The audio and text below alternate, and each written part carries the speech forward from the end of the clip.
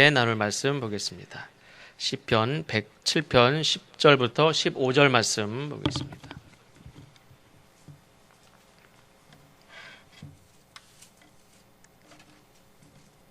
시편 107편 10절부터 15절까지 한 절씩 교독하시고 15절 말씀은 함께 봉독하겠습니다. 사람이 흑암과 사망의 그늘에 앉으며 곤고와 쇠사슬에 매임은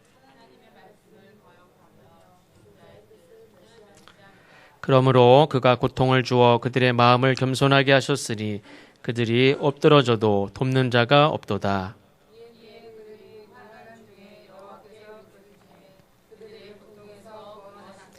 흑암과 사망의 그늘에서 인도하여 내시고 그들의 얼거맨 줄을 끊으셨도다. 여호와의 인자하심과 인생에게 행하신 기적으로 말미암아 그를 찬송할지로다. 아멘.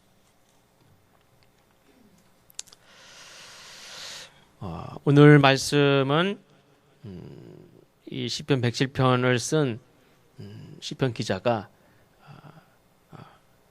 다윗이 개인적으로 경험한 일일 수도 있고 또 일반적인 우리 인간이라면 모두가 이러한 힘든 일도 겪고 또 고난도 겪고 하기 때문에 그런 측면에서 쓴 걸 수도 있는데 어쨌든 이 다윗의 인생을 이렇게 보면 다윗의 절절한 그런 고백이다 하는 생각도 듭니다. 다윗은 그 누구보다도 어려움을 많이 겪고 참 힘든 일들을 겪었는데 오늘 말씀에 보면 이 어떻게 보면 인생의 뭐 벼랑 끝이라고 할까요? 더 이상 앞으로 갈 수도 없고 그렇다고 뒤로 갈 수도 없고 아무것도 할 수 없는 그리고 그냥 죽음은 닥쳐오고 위험한 그런 상황 가운데 있는 한 인생의 모습이 기록되어 있는데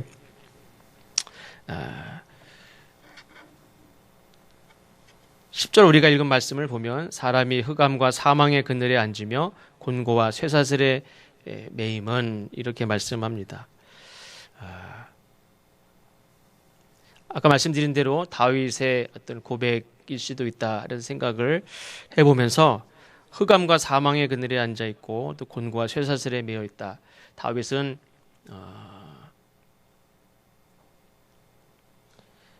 사울 왕을 섬기면서 사울은 천천히요 다윗은 만만이라 하면서 사람들의 지지와 인기를 얻었던 때도 있었지만 동시에 사울 왕의 미움을 받고 사울 왕의 미움 때문에 죽을 뻔한 일도 많았고 또 도망 다니던 일도 있었고 충성을 다하지만 이렇게 역적과 같이 왕에게 미움을 받고 도망자의 신세로 살았던 적도 있고 또 왕이 됐을 때도 왕이 된 그런 영광을 누리지만 왕이 됐을 때 다윗이 처음부터 그 12지파의 이스라엘 전체의 왕이 된 게 아닙니다. 이쪽 남쪽 유다 지파만의 왕이었지 전체 지지를 받지 못했습니다. 그래서 왕이 된 영광도 누리지만 전 모든 지파의 지지를 받지 못하는 그런 시간이 한참 있었습니다.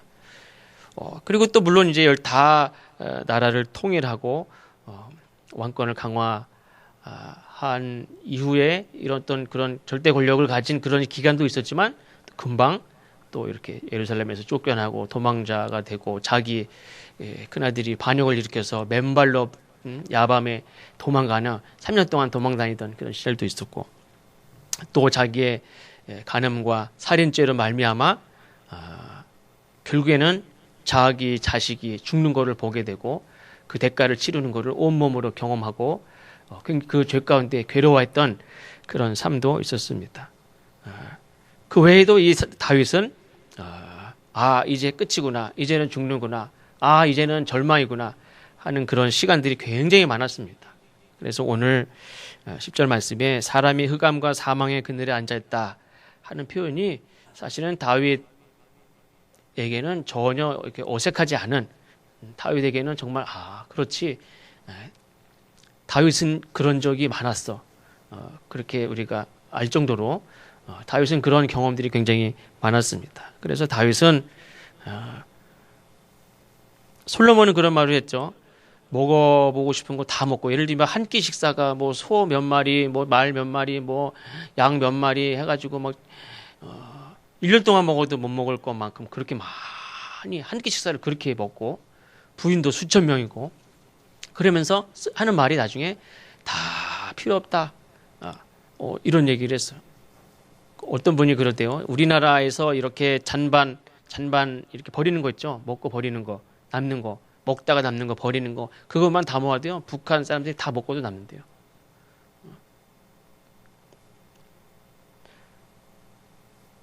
그런 부귀영화를 누렸어요.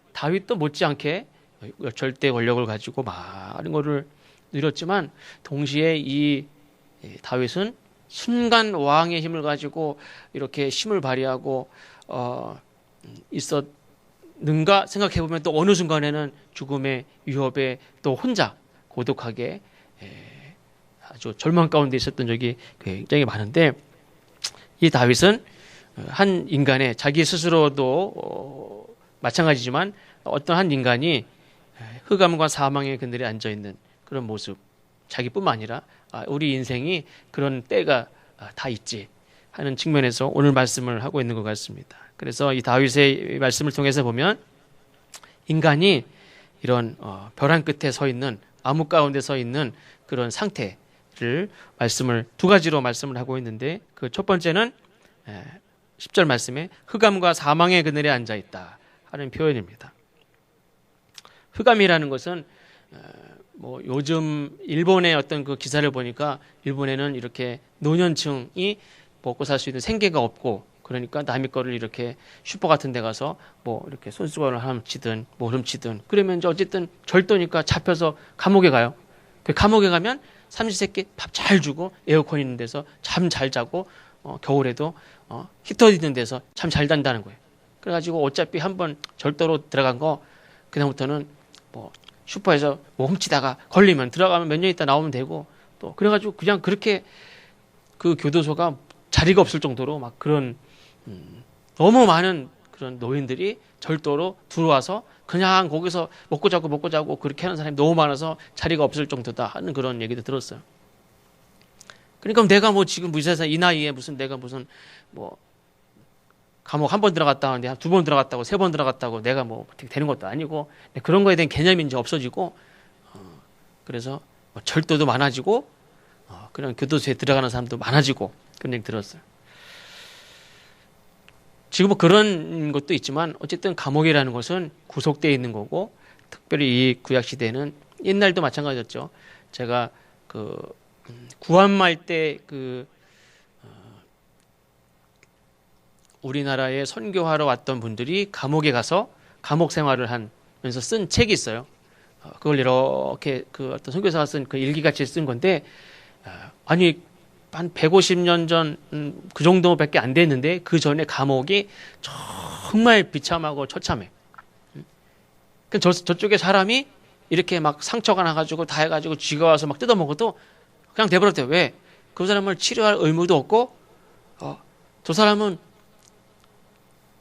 그냥 놔둬요. 그 사람이 죽었다고 얘기해주면 그냥 거적대에 싸서 갖다 버리면 돼요. 저 사람은 살릴 필요도 없고 그래요. 그래가지고 거기에서 이렇게 감옥에 있으면서 매 맞고 또 끌려 나갔다가 매 맞고 감옥에 갇혀 있다가 죽으면 아무 상관이 없어요. 그냥 갖다 버리면 돼요. 그거 뭐 법적으로든 뭐든 뭐 상관없어요. 그러니까 일반 백성들이 억울하게 들어왔다가 매 맞고 병사에서 죽는 경우도 굉장히 많고, 거기서 오히려 더 병 들어가지고 그냥 거기서 죽는 경우도 많고. 근데 독방에 어두운 감옥에 있다. 근데 게다가 사형이 확정된 사람이다. 어느 날 갑자기 장동수 그러면 그냥 나가서 그냥 그날로 이름만 불러도 깜짝깜짝 놀라는 거죠. 그리고 면회 왔다고 하면 다행이지만, 영화 같은 데 보니까 면회 그러면서 데리고 나가는데 보니까 느낌 이상해. 면회가 아닌 거예요. 그냥 오늘이 끝인 거예요. 그런 경우도 있고. 독방에 가장 힘든 게 독방이라면서요. 깜깜한데 딱 어떤 혀담문 형무소 같은 데 보면 앉아서 눕는 것도 아니고 딱 서서, 딱 사람 딱 서 있을 정도 이렇게 해가지고 딱 맞는 데 들어가서 이렇게 해가지고 며칠을 그냥 그대로 몇 달 며칠을 그냥 이렇게 세워놓는 그런 감옥도 있어요. 독방에 오던 독방에 혼자 그냥 놔두고 근데 사형이 확정된 그래서 뭐 어떤 기약도 없고 그런 경우 그런 것과 같은 거죠. 사람이 이렇게 숨은 쉬고 살아있지만 그냥 오늘 갑자기 장동수 이름 부르면 그냥 나가서 죽을 수밖에 없고 그냥 여기 있어도 죽은 것 같고 밖에 나가도 죽은 것 같고 그렇게 그런 상태. 사망의 그늘에 앉았다. 이 말씀을 읽으면서 저는 무슨 생각이 났냐면 전에 그 엔도 슈자쿠라는 분이 그 깊은 강이라는 소설을 썼어요. 그게 이제 기독교 관련 소설인데 인도의 그 강 있죠. 겐지스 강인가? 그 강에서 많은 사람들이 이렇게 죽어가는 그런 배경이 그런데 많은 사람들이 이제 죽을 때가 되면 병원에 갈 수도 없고 그다음에 뭐 거기 이제 계급이 있으니까 병원 갈 수도 없는 가난한 그런 계층들은 더 그렇죠. 그냥 죽어가는 사람들을 어떻게 할 수 없으니까 어떻게 하냐면 다 강가에다가 이렇게 갖다 놔요. 그럼 거기 있는 사람들이 이렇게 앉아 있다가 나중에 쓰러져 가지고 이렇게 숨을 붙어 있는데 죽어가는 거예요. 그러면 이렇게 돌아다녀요. 죽었나? 죽었으면 어떻게 됩니까? 죽었으면 화장해가지고 거기 강에다 뿌리는 거예요. 그럼 나는 이렇게 쓰러져서 죽을 것 같은데 저 옆에 있던 사람은 죽었어. 저 사람들이 이렇게 수습을 해가지고 화장을 해서 갖다 강에다 뿌려요. 그럼 나도 이제 곧 이제 만약에 눈은 감겼는데 죽었냐 물어봤는데 대답을 못하면 나 태울 거 아니에요? 대답할 힘도 없으면 그렇게 사람들이 다 죽을 때가 된 사람을 다 강가에다 갖다 놔요.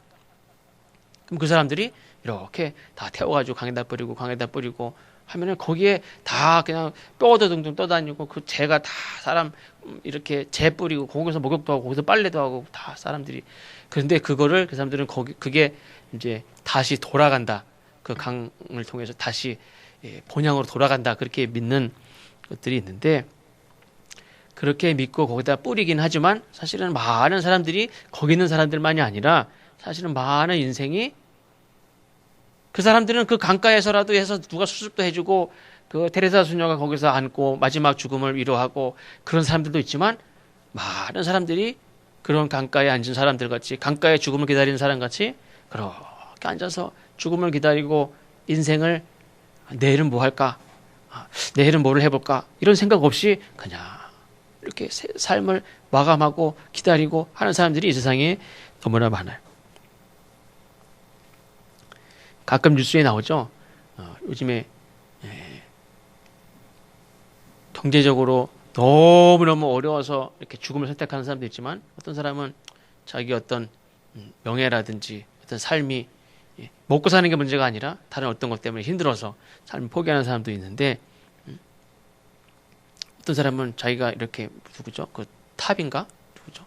이렇게 마약을 했는데 그거 어떤 문제가 돼가지고 이렇게 하다가 뭐 이렇게 막 수면제 많이 복용하고 죽으려고 하는 사람도 있고 얼마 전에 보니까 뭐 심은하 씨도 뭐 막 먹고선 죽을 뻔한 적도 있고 막 그렇대요. 그래서 자기는 남편은 국회의원이고 자기는 유명한 배우였었는데 약을 먹고 죽으려고 했는데 왜 그런지 모르지만 죽음이 뭐냐 그렇지 않아요. 이렇게 막 삶에 힘들다가 이렇게 그냥 죽음이 먼 게 아니라 남에게 아니라 너무 가까워요. 가끔 뉴스에 보면 그런 사람들 많죠. 어느 여관에 허름한 여관에 그냥 소주 몇 병 마시고선 여기 연탄불 피우고 그냥 쓰러져서 그냥 죽는 그런 일도 얼마나 많아요. 그러니까 여기 소주 몇 병만 놓고 여기서 연탄불 피우고 그리고 앉아서 먹는 술이 그게 술이에요. 겐지스 강에 그게 강가에서 그냥 죽기를 기다리는 사람과 똑같죠. 거기가 바로 사망의 자리. 곧 나는 죽는다. 이거 먹고 죽자. 나를 이렇게 나 죽을 것 같다고 나를 겐지스강에 갖다 놓는 가족들 나를 갖다 놓고 가요. 그래서 기다리는 그 사람이나 소주 한 잔 마시면서 연탄불을 이제 곧 피워서 이제 죽으려고 하는 사람이나 그렇게 죽음이 먼 게 아니라 이렇게 죽음이 가까운 자기도 죽지만 이렇게 함께 죽기도 하고 남을 죽이기도 하는 사망의 그늘에 이렇게 앉아 있는 그런 사람들이 얼마나 많은지 몰라요. 그래서 인생의 모습이 하나의 모습이 바로 그런 모습이 있습니다. 또 하나는 곤고와 쇠사슬에 매여 있는 그런 모습을 말씀하고 있습니다. 곤고라는 것은 너무 고통스러워서 괴로운 거죠. 그게 그 말이긴 하지만 고통스럽고 쓰디 쓴 고자, 쓸 고자죠. 근데 어떤 사람은 어떤 그런 힘든 일들이 고통이 되기도 하지만 어떤 사람은 그게 도전이 되기도 하는데 어떤 사람은 그게 힘들기도 하고 경제적인 어려움이 힘들기도 하고 인간관계가 힘들기도 하고 자기의 죄가 힘들기도 하고 그것 때문에 고통스러워하고 힘들어하는 게 있어요. 누가 내 몸을 힘들게 하고 일을 시켜가지고 힘들게 하는 것만이 힘든 게 아니라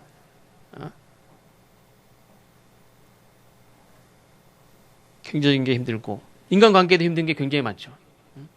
자기가 원하지 않는 어떤 모습을, 어떤 행동을, 어떤 삶을 이렇게 죄를 지은 것 때문에 괴로워서 죽음을 선택하는 사람도 있고, 그게 결국에는 자기의 쇠사슬이 되고 자기의 인생이 자유롭고 담대하고 기쁘고 마음껏 웃을 수 있고 마음껏 즐거워할 수 있고 행복해할 수 있고 행복을 찾을 수도 있고 해야 되는데 나의 어떤 모습 때문에 그게 내 쇠사슬이 돼서 그냥 움직이지도 못하고,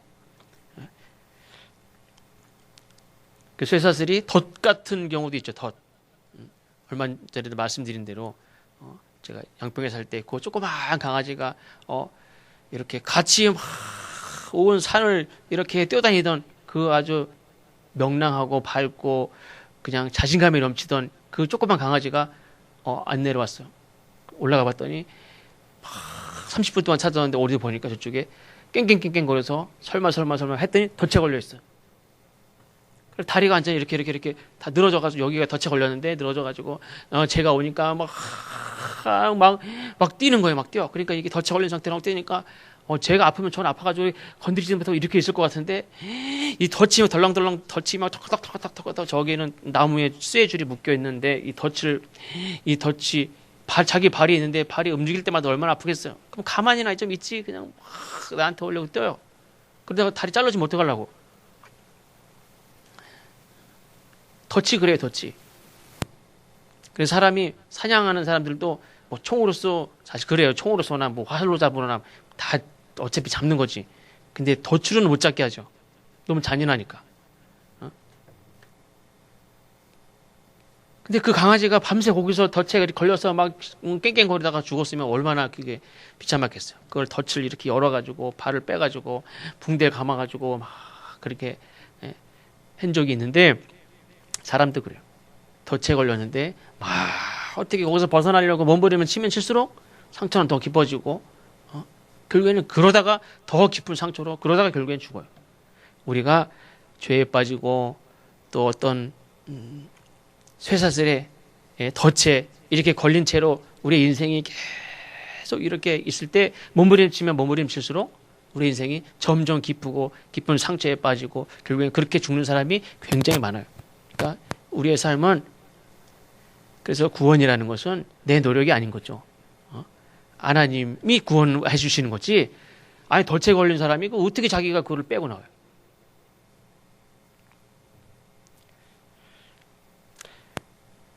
근데 욥과 같이 하나님 마귀가 이렇게 시험을 해서 고난을 당하는 경우도 있지만 많은 경우가 왜 이렇게 흑암과 사망의 그늘에 앉게 되고 곤고와 쇠사슬에 매여서 고통 가운데 있게 되느냐, 두 가지의 원인을 말씀하는데 사실은 이런 원인이 내게 있다고 생각하지 않고 저 사람 때문에 그렇다고 생각하고 시대가 안 좋다고 그러고 상황이 나빠서 그렇다고 생각하는 그런 경우가 많아요.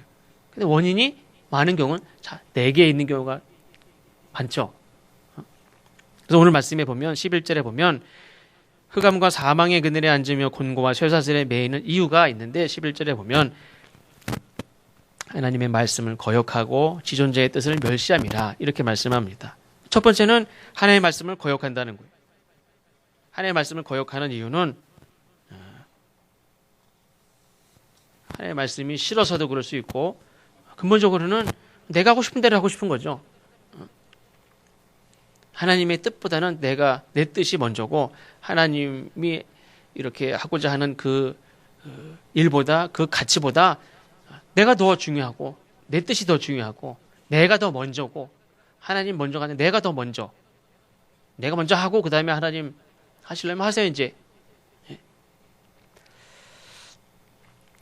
성경의 말씀은 뭐냐면, 하나님의 말씀대로 행하지 않은 거, 하나님의 말씀은 착하게 살아라, 선하게 살아라, 도덕적인 게 아니죠.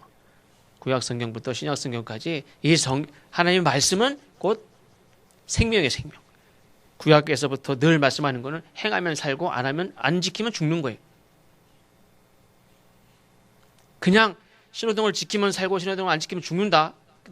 넌 살려고 죽이겠다는 게 아니라 실제 내가 하나님의 말씀대로 살면 내가 실제로 살고 하나님의 말씀대로 살면 실제로 내가 사는 거예요. 그 말씀을 가지고 적용을 하나님이 살게도 하고 죽이겠다는 게 아니라 하나님의 말씀을 내가 살면 내게 복이 된다는 말도 사실은 잘 그래요. 복을 많이 받으면 좋고 복 못 받으면 그냥 그렇지 뭐 이게 아니에요. 하나님의 말씀은 지키면 사는 거고 못 지키면 죽는 거예요. 예를 들면 얼음판에 들어가면 죽는 거고 들어가지 마. 들어가면 죽는 거고 안 들어가면 사는 거예요. 얼음판이 이렇게 제가 한 중학교 때쯤 되니까 그때부터도 이 성탄절 때 이 새벽송 도는데 그냥 그 넓은 얼음판 논을 지나다녔거든요. 근데 언젠가부터는 못 지나다녔어요. 점점 얼음이 잘 안 얼고 또 물도 좀 없지만 잘 못 다녔어요. 점점 기후가 겨울에 따뜻해졌어요. 근데 초등학교 때 학교를 왔다 갔다 하면 그 넓은 얼음판을 이렇게 맨날 다녔거든요. 그러면 이제 그 얼음판을 다니는 재미가 있어요. 근데 어느 날부터는 얼음이 좀 잘 안 얼어요. 근데 어떤 얼음은 이렇게 한 명이 가면 이렇게 흔들면 약간 흔들리는 데 있고 두세 명이 가면 쑥 가라앉아요. 막 가라앉아. 그러면 싹 밖으로 나가요. 또 한 사람이 있으면 그쪽 한 사람 쪽으로다가 한 명, 두 명, 세 명, 네 명, 다섯 명 이렇게 하면 전체적으로 이렇게 쑥 들어가는데 폭삭 빠지는 않아요. 또 얼음이. 근데 한두 명 더 오면 확 깨지기도 하는데 그러면서 막 스릴을 이렇게 느꼈던 그런 적이 있어요. 논이니까 괜찮아요. 논이니까. 빠져봤자 뭐 발목이나 무릎이나 빠지면 질퍽질퍽거리고 막 얼음 발 시렵고 막 그런데도 재밌다고 막 그러고 다녔어요. 근데 만약에 저수지에서 그러면 저수지에서 빠지면 수영을 해도 못 나오는데 저수지에 빠지면 이렇게 그 위에 얼음이 있으면 빠질 때는 깨지더라도 위에서는 그걸 깰 힘이 없기 때문에 못 나와요. 그래서 아무리 수영 잘해도 못 나오는데 다 죽어. 저수지에 이게 그래요. 논도요, 그게 있어요. 어디는 꽁꽁 얼었는데 어디는 이렇게 잘 안 온 데가 있어요. 왜 그러냐면 거기에 밑에 샘이 있는데 이런 데는 온도 자체가 달라요. 그래서 얼음이 이렇게 얇아요. 물 자체가 거기는 이쪽보다 차갑지 않기 때문에 거기 잘 안 얼어요. 그래서 똑같은 줄 알고 막 다니다가는 그냥 폭 빠져요. 맞죠? 네. 근데 저수지에 들어가지 마시오. 들어가면 죽는 거고 안 들어가면 사는 거예요. 안 들어가면 그게 내가 특별히 한 것도 없고 이게 대단한 일도 아니죠. 하나님의 말씀은 지키면 사는 거고 안 지키면 죽는 이런 말씀들이 굉장히 많아요. 들어가도 내가 알아서 할 수 있어. 한두 번 어떻게 살 수 있을지도 몰라요. 그러나 하나님의 말씀은 도덕적으로 그냥 한 10개 중에 7개 지키면 많이 지킨 거고 잘한 거고 잘하고 못한 게 아니에요. 이거는 말씀은 지키면 사는 거고 못 지키면 안 지키면 죽는 그런 생명과 관련된 말씀들이 많아요. 근데 그 말씀을 거역하는 그 원인 중에 하나는 다 제멋대로 하고 자기 소견대로 하고 내가 먼저고 자기중심적인 그리고 교만이 굉장히 많죠. 교만. 두 번째로는 지존자의 뜻을 멸시함이라. 이것도 마찬가지죠. 하나님의 뜻을 멸시하는 거.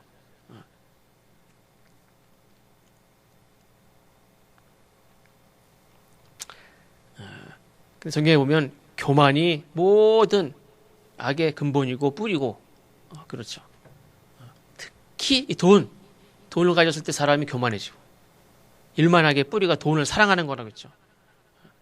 돈을 사랑하는 사람이, 교만한 사람이 거의 다 교만해.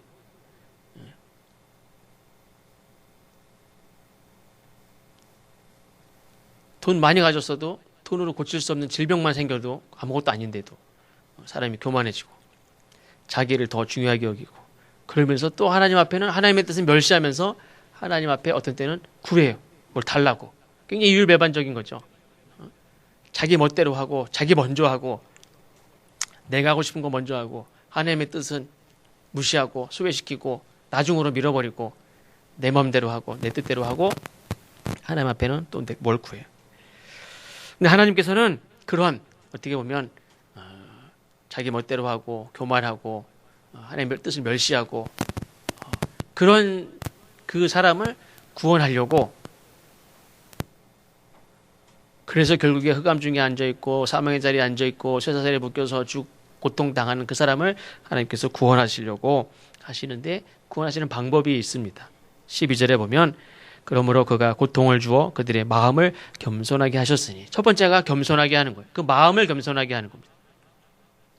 근데 어떻게 겸손하게 하느냐? 사람은 야, 너 좀 겸손해야 된다, 이렇게 해서 겸손해지는 사람이 있으면 참 다행이죠. 야, 너 겸손해야 돼, 그러면 안 돼, 겸손해야 돼, 이렇게 해서 겸손해지는 사람이 없어요. 하나님이 고통을 주어서 그 마음을 겸손하게 하셨다 그랬어요. 사도 바울도 그렇죠. 사도 바울도 그 육신의 가시가 하나님 주신 거죠. 그래서 사도 바울은 그걸 어떻게 해석했습니까? 내가 이 가시가 없었으면 젠작에 교만해졌을 거라는 거예요. 이 세상 모든 사람들에게 주시지 않은, 나만 하나님이 알려주신 이 하늘의 신비로운 하나님의 신비를 나한테 다 보여주셨는데,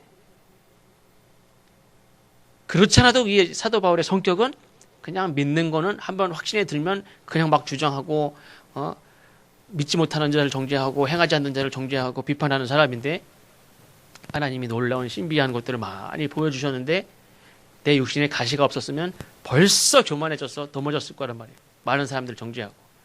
그래서 나를 겸손하게 하신 거구나, 그렇게 하셨듯이 하나님께서는 고통을 주어 마음을 겸손하게 하셨어요. 이 마음이 참 중요하죠. 마음은 사람이 어떤 행동도 마음으로부터 시작하는데, 그 마음이 겸손해지지 않으면 결국에 잘못된 길로 가는 것도 거꾸로 가는 것도 다 마음으로부터, 완악한 마음이 들면 지 마음대로 하고 거꾸로 가고 거역도 하고 배반도 하고 떠나가기도 하고 그러지 않습니까? 그러니까 마음을 겸손하게 하는 게 참 중요한데, 이 마음이 큰 배라고 할지라도 이 키라고 그런 거예요. 방향타. 키가 참 중요하죠. 그게 마음인 것 같아요. 아무리 큰 배에 능력이 있고 뭐 최첨단 능력을, 물론 장비를 갖춘 배라고 할지라도 방향에 따라서 그 배는 다른 목적지로도 갈 수 있어요. 얼마 전에 그 뉴스에 나왔대요. 미국 이지스함하고 그 무슨 큰 컨테이너 싣고 가는 그런 배하고 부딪혔는데, 그게 왜 부딪혔을까? 그 이지스함은 최첨단 장비를 갖춘 그런 군함인데, 그냥 하늘에 날아가는 갈매기도 다 파악을 하고, 뭐 물속이든 하늘이든 수십 킬로 떨어져 있는 모두 다 파악을 하는 그런 배가 어떻게 작은 돛담배도 아니고 그 어마어마하게 큰 컨테이너만 잔뜩 싣고 가는 유조선 같이 큰 그런 배하고 부딪혔나? 사람이 마음이, 누가 그러더라고요. 서로 누가 비키나 보자. 그래가지고 막 그래서 부딪혔다는 얘기도 있고, 뭐 별별 추측이 지금 나오는데,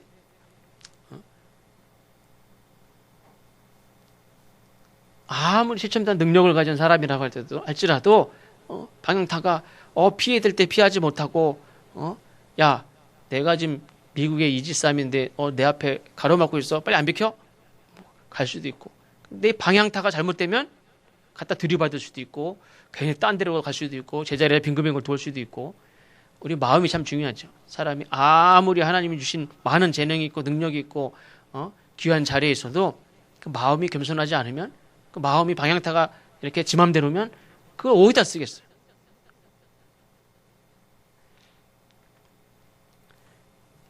사망의 그늘에 앉아있는, 괴로움 가운데 있는 사람을 하나님 구원하실 때 제일 먼저 하신 것은 고통을 주셔서 마음을 겸손하게 하셨어요. 그러니까 고통을 겪는다고 할지라도 그것이 하나님이 나를 겸손하게 하는 것이라면 하나님의 은혜죠. 왜? 나를 그 자리에서 구원하기 위한 하나님이 쓰시는 방법이니까. 또 하나는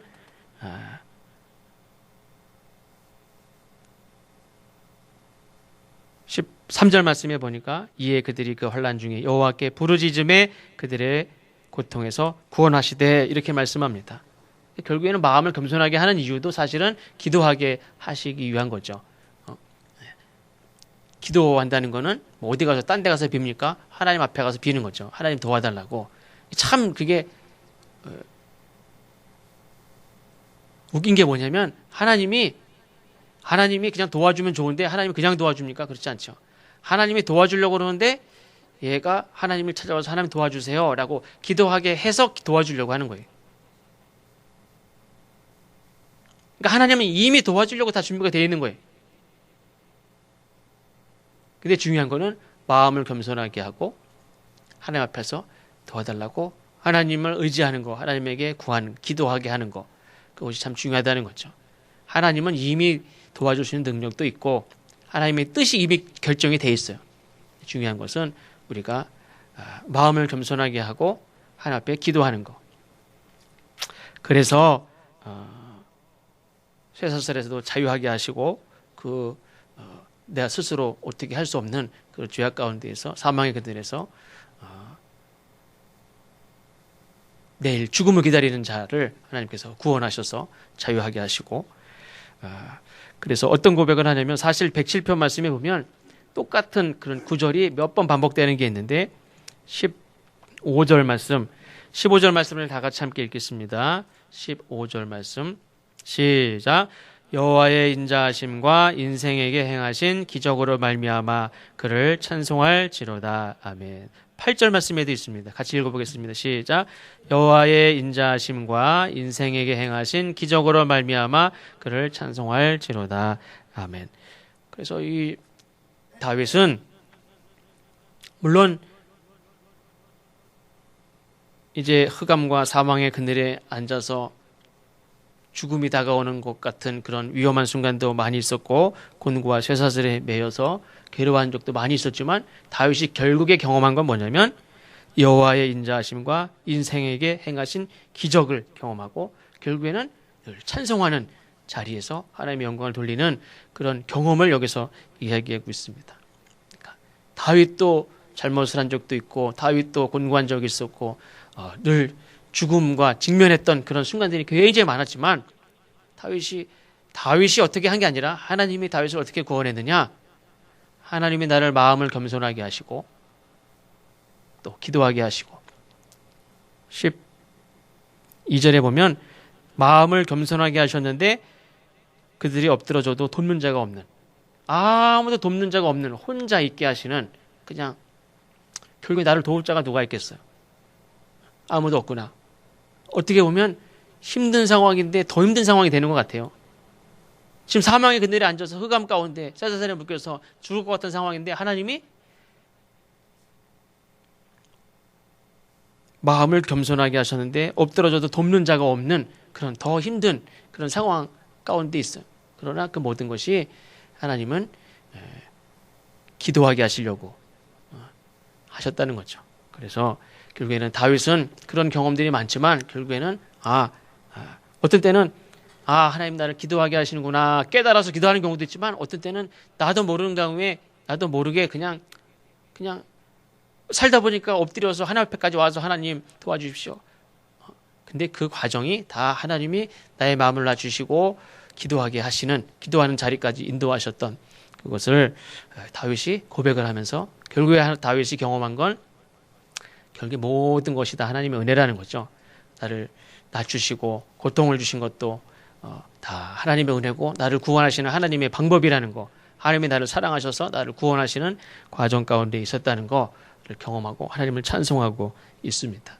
우리가 살아갈 때 꼭 다윗만이 아니라도 우리가 경제적인 것 때문에 혹은 어떤 인간관계 때문에 어떤 내 죄 때문에 어떤 내가 아닌 어떤 저 사람 때문에라도 내가 힘들고 정말 내 삶이 너무나 무겁고 힘든 그런 경우도 있을 수 있는데, 우리가 이럴 때일수록 하나님이 원하시는 것은, 또 하나님 우리를 향한 계획은 마음을 겸손하게 하고 기도하게 하셔서 우리를 그 고통 가운데 계속 있는 게 아니라 구원하시는 것이 하나님의 뜻이고 하나님은 이미 계획하고 계시다 하는 것을 믿고, 우리가 마음을 겸손하게 하고 기도하는 자리를 꼭 사수한다고 그러죠. 사수. 군인들이 그 어떤 그 고지를, 그냥 어떤 피해가 있어도 거기를 지켜내고 사수하듯이 우리가 마음을 겸손하게 하고 기도하는 그런 자리를, 예배하는 자리를 늘 사수하셔서